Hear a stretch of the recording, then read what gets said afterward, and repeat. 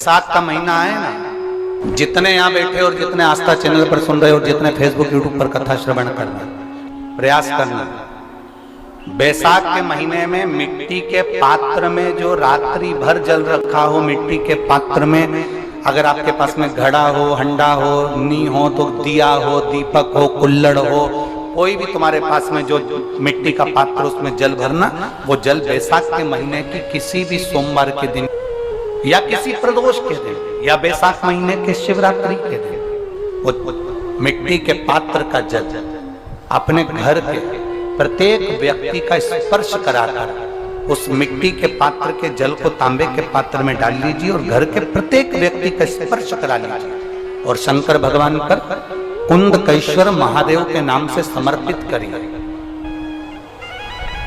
कभी जीवन में पीछे पलट कर देखने की जरूरत नहीं पड़ेगी, आप जाकर जल चढ़ाएंगे।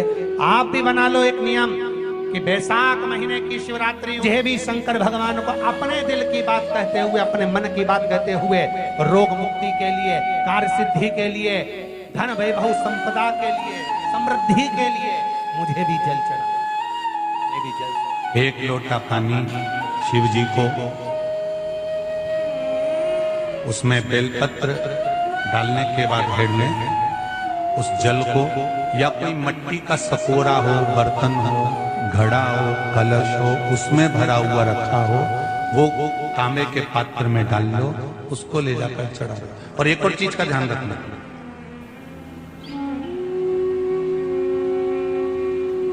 अगर असाध्य रोग, जैसे ऐसा रोग हो जो समाप्त नहीं हो रहा हो, कैंसर, किडनी, लीवर, या किसी का डायलिसिस चल रहा हो, या लीवर काम नहीं कर रहा हो, या शरीर की कोई हड्डी जुड़ नहीं रही हो, तो जो जल शिव जी को लोग चढ़ा रहे हैं वो जल को आचमन कर लेना।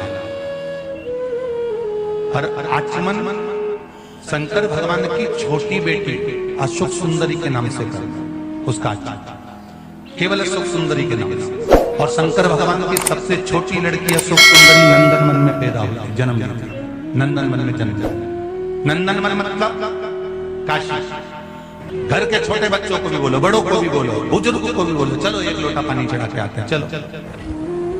अगर कैंसर का रोग है या किडनी या लीवर या बुखार, पेट से जुड़ा हुआ, सिर से जुड़ा हुआ, कंधे से जुड़ा हुआ या घुटने से जुड़ा हुआ, या रीढ़ की हड्डी में कहीं पानी भरा गया हो, या कमर झुक रही हो, कोई भी रोग उधर से लेकर शरीर के अंदर नहीं भागता है और वो बेकार हो रहा है, तो बैसाख का महीना चल रहा है। राकेश देवी जी, बैसाख का महीना चल रहा है। बैसाख के महीने की शिवरात्रि के दिन, बैसाख के महीने की जो शिवरात्रि आएगी, हर महीने शिवरात्रि आती है, तो बैसाख की जो शिवरात्रि है, इस शिवरात्रि के दिन सुबह 8 बजे से लेकर 11 बजे के बीच में एक लोटा पानी, उसमें थोड़ा सा बेल का फल मिल जाए, उस फल का थोड़ा सा भाग, या तो बेल का फल का अगर छिलका मिल जाए तो उसमें पानी भरकर तांबे के लोटे में डाल लो, या बेल का फल नहीं मिले तो बेलपत्री को लेके उसमें डुबो दो और डुबो के बेलपत्री को बाहर निकाल दो। वो पानी भगवान शंकर को शिवरात्रि के दिन, बैसाख महीने की जो शिवरात्रि है, बैसाख के महीने में प्रत्येक महीने शिवरात्रि आती है, बैसाख के महीने की शिवरात्रि के दिन सुबह 8 बजे से लेकर 11 बजे के बीच में शंकर भगवान को अपना रोग और बीमारी का बोलकर शंकर भगवान को जल समर्पित कर आ जाओ। बाबा पर विश्वास रखकर चलाना, धीरे धीरे ठीक हो जाओ। शिव भगवान शिव की सुबह के समय जाकर, और अगर बेलपत्री का पानी नहीं मिले तो मिट्टी के पात्र का पानी, आपको कथा में कहा है, मिट्टी के पात्र का पानी, वो भी शंकर भगवान को समर्पित कर सकते। जल बैसाख के महीने में शंकर पर शीतल जल समर्पित कर देने से शरीर के रोग समाप्त हो जाते हैं और रोग टिकता नहीं। शीतल और अगर शीतल जल का दर्शन करना हो तो कभी महाकालेश्वर अभियल, कभी आप लोग लाइव दर्शन करते हो महाकाल के, तो महाकाल के दर्शन करेंगे तो बैसाख महीने में 5-5 घड़े मिट्टी के महाकाल राजा के ऊपर बांध दिए जाते हैं जल चढ़ाने के लिए। कभी आप लोग चकलेश्वर महादेव जाए मथुरा वृंदावन में गिरिराज जी की परिक्रमा, चकलेश्वर महादेव पे 5-5 मिट्टी के घड़े शिव जी के ऊपर बांध दिए जाते हैं। कभी काशी जाए तो वहां पर मिट्टी का घड़ा शिव जी के ऊपर रख दिया जाता है। क्यों? क्योंकि वो मिट्टी के पात्र का जल जब बैसाख के महीने में शिव पर गिरता है तो जो उस जल को समर्पित करता है वो रोग से मुक्त हो जाता है, बड़ी बीमारी में घिरता नहीं। जयंत ब्राह्मण के मुख से श्रवण कर लिया था कि बैसाख महीने में अगर शिवरात्रि पड़े और उस शिवरात्रि पर एक कलश का पात्र, लोटा तांबे का या मिट्टी में रखा हुआ जल पात्र में लेकर एक बेलपत्र का छोटा सा भाग उसमें छुआया हुआ, और फिर निवेदन कर रहा हूं अगर बेलपत्र उस दिन नहीं मिले तो पात्र लेकर चले जाना मंदिर में। मंदिर में शंकर जी पे तो बेलपत्र चढ़ी होगी ना, अरे बोलो तो जरा, चढ़ी होगी ना। उसी बेलपत्र को धोकर फिर जल के पात्र में उसको छुआकर फिर शंकर भगवान को भाव से, दिल से जो चाहते हो, धन वैभव संपदा सत्ता या रोग से मुक्ति, चाहे उदर से जुड़ी हो। हाँ, एक चीज का ध्यान करना, अगर संपदा के लिए, विवाह के लिए या विद्या के लिए या अन्य चीजों के लिए आप शिव जी को जल चढ़ा रहे हो तो उसके जल को उठाकर नहीं लाना है। और अगर रोग के लिए जल चढ़ा रहे हो कि मुझे ये तकलीफ है, घर में ये बीमारी चल रही है या रोग चल रहा है या किडनी का या लीवर का या कैंसर का या ब्लड प्रेशर का, तो जो जल तुमने समर्पित करा उसको लेकर आकर आचमन भी करो। कौन से दिन? जम के बोलो जरा। शिवरात्रि। शंकर कह रहे हैं, माँ उमा से, माँ पार्वती से मेरा महेश कह रहा है, मेरा बाबा भोलेनाथ, मेरा बाबा विश्वनाथ, मेरा त्रिकालदर्शी कैलाशी अविनाशी कह रहा है कि हे पार्वती,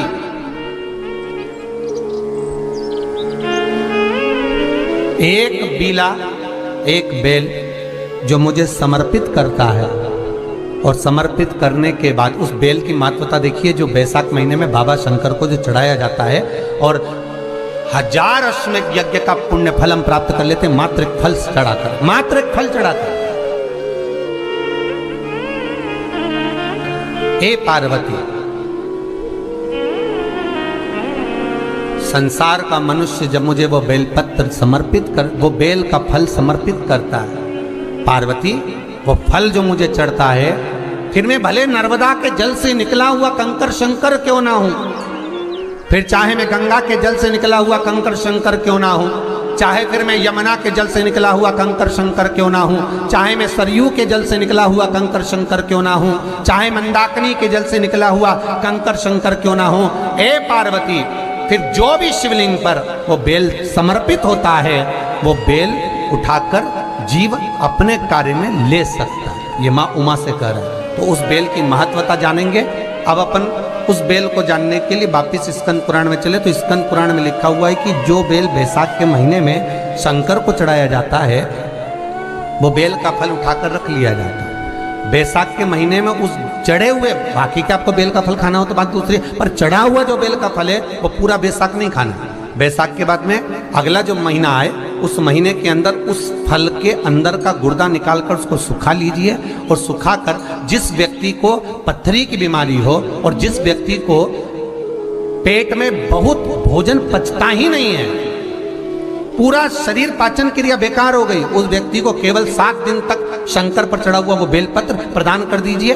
पथरी भी बाहर और पाचन क्रिया भी ठीक, जिंदगी भर तकलीफ नहीं।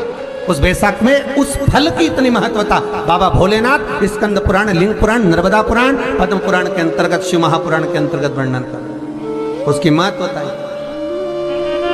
वो बेल का फल साधारण नहीं हो सकता। अब मंदार का जो पुष्प होता है, आंकड़े का जो फूल होता है, एक सफेद कलर का भी होता है और एक गुलाबी कलर का भी होता है। देखा है आप लोगों ने? बोलो, जम के बोलो, देखा है ना? गुलाबी कलर का जो पुष्प होता है वो आप मंदार का, आंकड़े का जो गुलाबी कलर का पुष्प होता है, आप टीवी पे देख रहे होंगे, एक सफेद देख रहे होंगे, एक मंदार का गुलाबी फूल, नीला कलर का फूल देख रहे होंगे।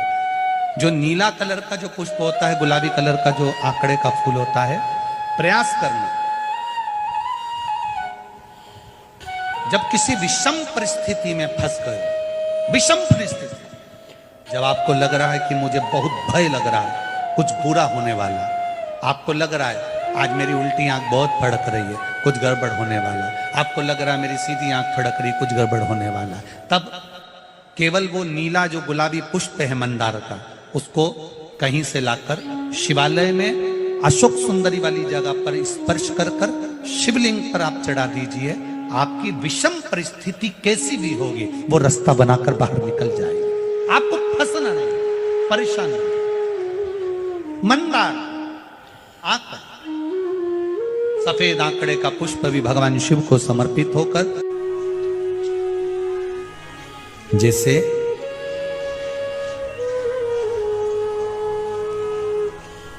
बेले के फल का गुर्दा, बेल का जो फल होता है, बेलपत्री का फल, उसका जैसे गुर्दा, उसके अंदर का जो भाग होता है बेल का, वो गुर्दा,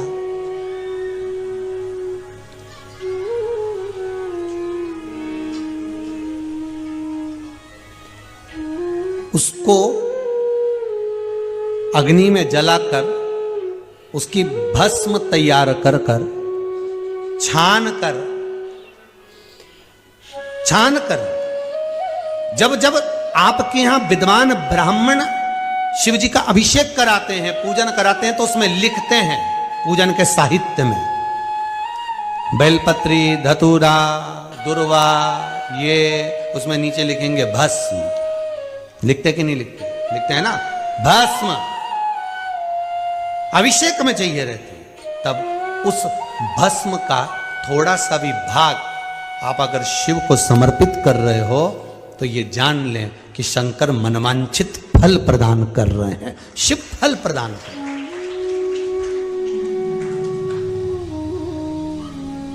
महाराज,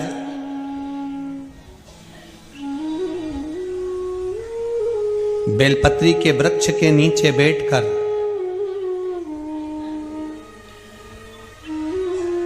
हाथ में एक बेलपत्र का पत्ता रखकर आप पंचाक्षर मंत्र नमः शिवाय, ओम नमः शिवाय या श्री शिवाय नमस्तुभ्यम या महामृत्युंजय मंत्र का स्मरण कर रहे हो, पर डंडी का भाग अपनी ओर, बेलपत्र की बीच वाली पत्ती का भाग बीच वाली उंगली की ओर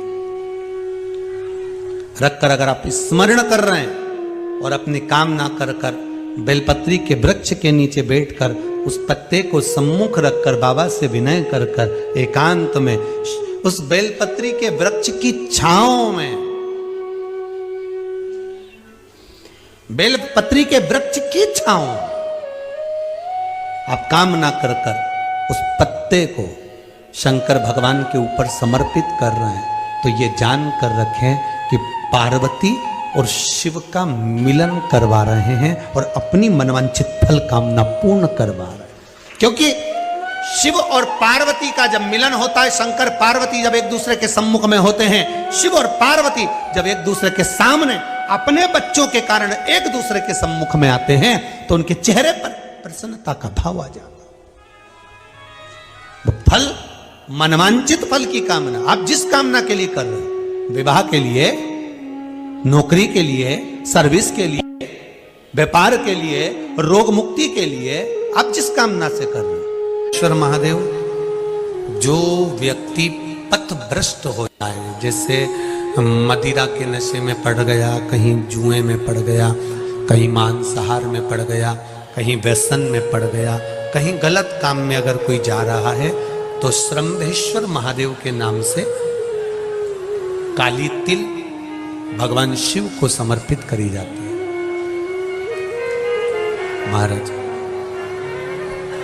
काली तिल को वापस उठा कर ले आते हैं। उसी काली तिल को जो मदिरा का नशा करने वाला होता है या जो गलत व्यसन में डूबा हुआ होता है, उसको वो सुबह के समय अगर नहीं खाता तो भोजन के साथ उसको दिया जाए।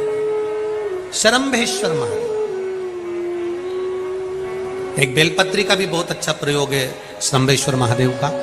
मदिरा पीने वालों के लिए, मांसाहार, व्यसन में, जुए में, वेश्यावृत्ति में, पर नारी में, गलत जगह पर जो डूबे रहते हैं उनके लिए।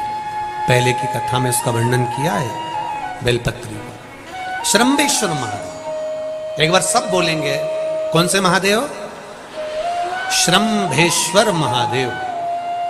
फिर जम के बोल लो एक बार, श्रम्भेश्वर महादेव। जब हमारे घर में क्रोध बढ़ता है या कोई गलत कार्य में जाने लगता है तो श्रम्भेश्वर महादेव का हमें शरणागति लेना चाहिए, श्रम्भेश्वर महादेव का पूजन करना चालू कर देना चाहिए। कई लोग कहते हैं महाराज जी ये श्रम्भेश्वर महादेव का मंदिर कहाँ मिलेगा, हम कहाँ पूजन करने जाए? कहीं नहीं जाना, तुम्हारे घर के पास में जो शंकर जी का मंदिर है वहीं जाओ, उसी देवालय में, उसी मंदिर में जाओ, श्रम्भेश्वर महादेव के नाम से जल चढ़ाना प्रारंभ करेंगे। वो जल जो गलत संगत में पड़ा हुआ है उसका आचमन कराना प्रारंभ करेंगे, अपने आप उसकी धीरे धीरे बुद्धि सुधरना प्रारंभ हो जाएगी। ऐसा श्रम्भेश्वर महादेव का साथ की शिवरात्रि आ रही है, छोड़ना मती।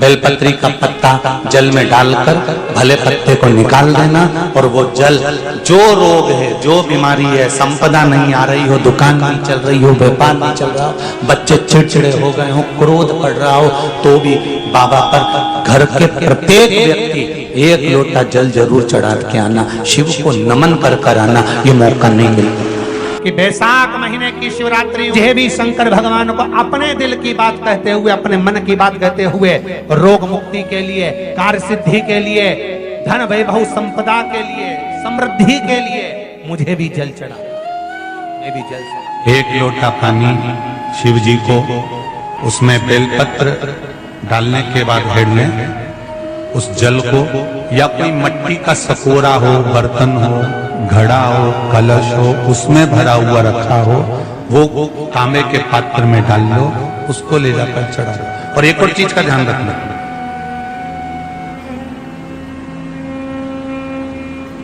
अगर असाध्य रोग, जैसे ऐसा रोग हो जो समाप्त नहीं हो रहा हो, कैंसर, किडनी, लीवर, या किसी का डायलिसिस चल रहा हो, या लीवर काम नहीं कर रहा हो, या शरीर की कोई हड्डी जुड़ नहीं रही हो, तो जो जल शिव जी को लोग चढ़ा रहे हैं वो जल को आचमन कर लेना।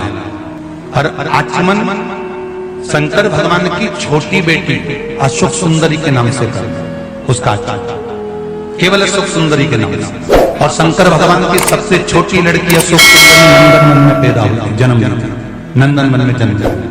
नंदन मन मतलब काशी। घर के छोटे बच्चों को भी बोलो, बड़ों को भी बोलो, बुजुर्गों को भी बोलो, चलो एक लोटा पानी चढ़ा के आते हैं, चलो।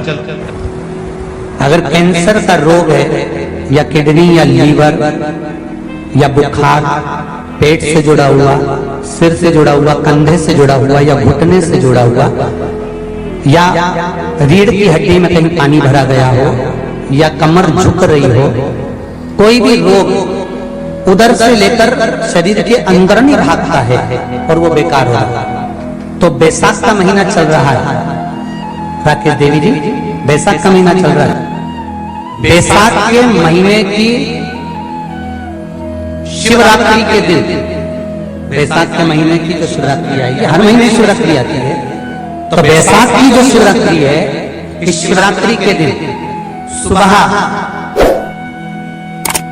8 बजे से लेकर 11 बजे के बीच में एक लोटा पानी, उसमें थोड़ा सा बेल का फल मिल जाए, उस फल का थोड़ा सा भाग, या तो बेल का फल का अगर छिलका मिल जाए तो उसमें पानी भरकर तांबे के लोटे में डाल लो, या बेल का फल नहीं मिले तो बेलपत्री को लेके उसमें डुबो दो, और डुबो के बेलपत्री को बाहर निकाल दो।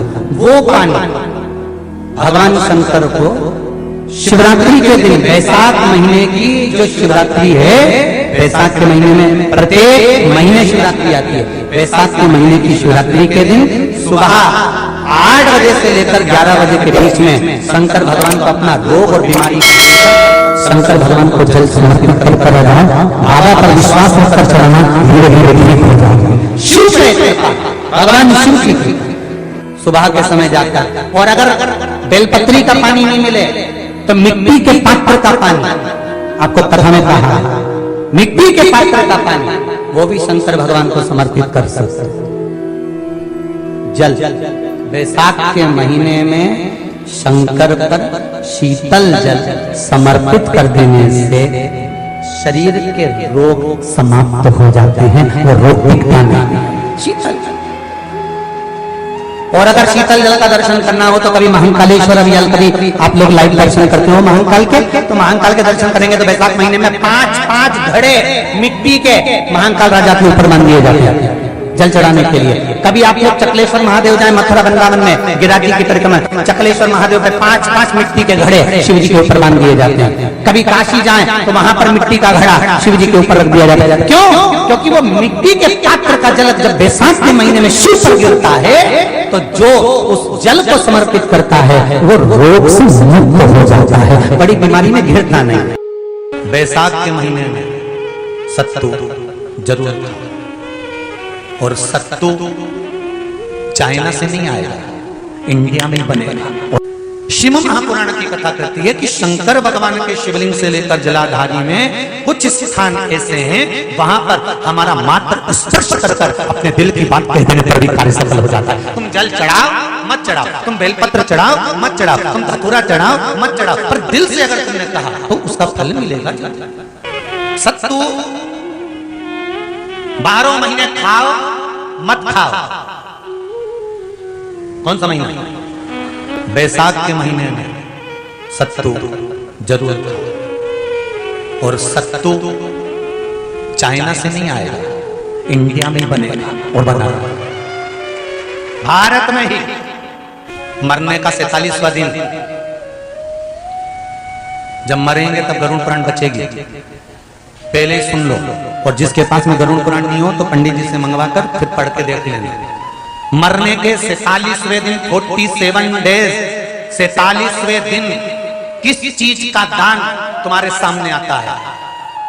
मरने के 47वें दिन। 10 दिन तक तो जीवात्मा घर की अटारी फिरती, मरने के बाद 12वें के दिन चली जाती है। उसके बाद में जब 47वां दिन आता है तो 47वें दिन जीवात्मा को क्या दान करा जाता है? व्यक्ति ने क्या पुण्य करा होता है कि उसको नरक नहीं भोगना पड़ता, बेतरणी नहीं भोगना पड़ती, वो सीधे बेतरणी से पार उतर जाता है। वो किस चीज का दान है? तो कहा शिव महापुराण में, गरुड़ पुराण में, कि वो सत्तू का दान है जो बैसाख महीने में करा जाता है।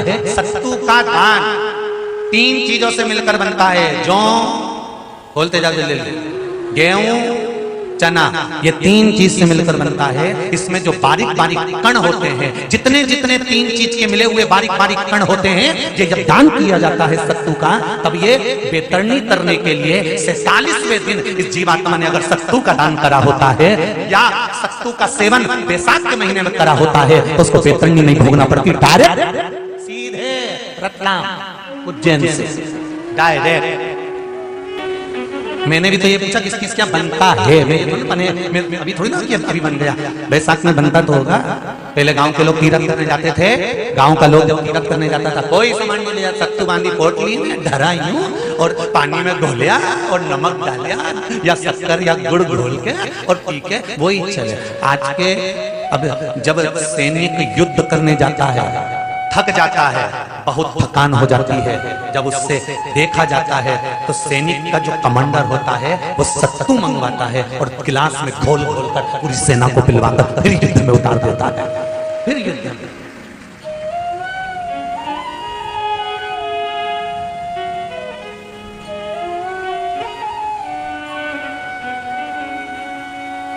साधारण नहीं है महाराज। सत्तू में जितने बारीक बारीक कण होते हैं, जितने बारीक बारीक कण, अब तुम्हें काम करना, अभी जब खरीदो तो एक कागज पे रख के सत्तू का एक कण गिनना, 1 2 3 बारीक बारीक गिनते रहना जरा। तो तुम्हारा क्या जाए गिनने में? भगवान कृष्ण के हाथ में पट्टी बंधी थी तो उनने भी तो रुक्मणी को गिनने को दिया था, जरा गिन तो जरा इसमें कितने धागे। रुक्मणी जी ने कहा इसमें 9999 धागे हैं। भगवान ने कहा बस यही 9999 मुझे द्रौपदी को वापिस लौटाना है। गिनती लगा लो, अभी अभी लगा लो, ऊपर तो भगवान गिन के बता ही देगा कि तुमने जो सत्तू दान करा था, तुमने जो सत्तू खाया था, तुमने जो सत्तू भगवान को दिया था, सत्तू का लड्डू बनाकर तुमने बैसाख महीने में भगवान की जो पूजन करी थी, तो अमावस्या के दिन, पूर्णिमा के दिन या क्षय तृतीया के दिन तुमने जो सत्तू दिया था, भगवान तो गिनती बता देगा कि सत्तू में कितना कण था। और अगर नहीं बताए तो तुम आंदोलन पे बैठ जाओगे कि हमें बताओ पहले हमने कितना सत्तू दिया तो उसमें कितने कण थे। बताना पड़ा।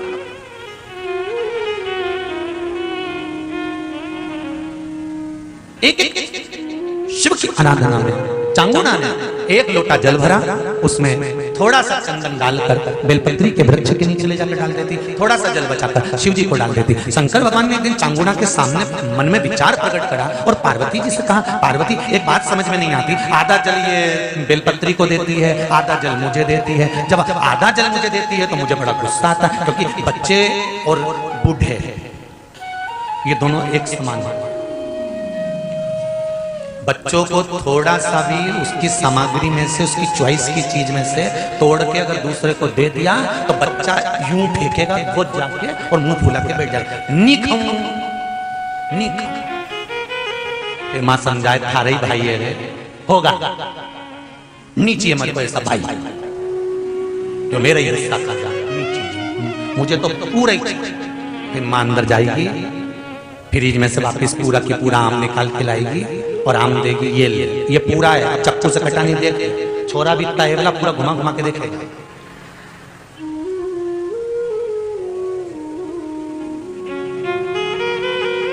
पूरा देख लिया तब नहीं। बच्चा ऐसे ही बुजुर्ग व्यक्ति होता है, बूढ़ा, पति को भोजन दिया तो उसमें चटनी रख दी, जीरा मन रख दिया, पापड़ सेक के रख दिया, और बुढ़ा व्यक्ति जब भोजन करा तो उसमें कहीं नहीं, तो बूढ़े की निगाह में तो आ ही जाता है कि बताओ अपनी तो वैल्यू घस गई। तो बच्चे के मन में और बुजुर्ग के मन में आ जाता है, बच्चा और बूढ़ा एक साथ। भगवान ने कहा ये आधा जल कहां ढोल के आती है? पार्वती जी ने कहा उसके संतान नहीं है, इसलिए वो बेलपत्री की भी आराधना करती है और आपकी भी आराधना करती है। ठीक है,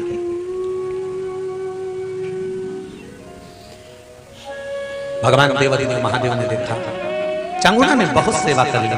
आज भगवान सुंदर एक संत का रूप धरकर चांगुना के दरवाजे पर पहुंच गए, अलग जगह। चांगुना दौड़ कर आई, बाबा जी आइए, क्या लाऊं मैं आपके लिए? भिक्षाम देहि, भिक्षाम देहि। बाबा ने सब दूर से भिक्षा ली और चांगुना जैसी परात भरकर रानी चांगुना देवी खूब सारा सामान लेकर आई, तो बाबा ने मना कर दिया, मैं आपके हाथ की भिक्षा नहीं ले सकता, मुझे नहीं लेना है। क्यों? कहा आपकी संतान नहीं है, आपकी औलाद नहीं है, संतान नहीं है, और अगर आपकी संतान नहीं है तो आपके हाथ की भिक्षा लूंगा तो मैं भिक्षा लेकर जाऊंगा कहां? मुझे आपके हाथ की भिक्षा नहीं चाहिए। इतने में चांगुना ने उस संत के चरण पकड़े और संत के चरण पकड़कर चांगुना कहने लगी, देखिए बाबा जी, जन्म मरण और परण ये तो तीन देवादिदेव महादेव के हाथ में है, संतान देना और ना देना ये शिव जी के हाथ में है, शंकर के हाथ में।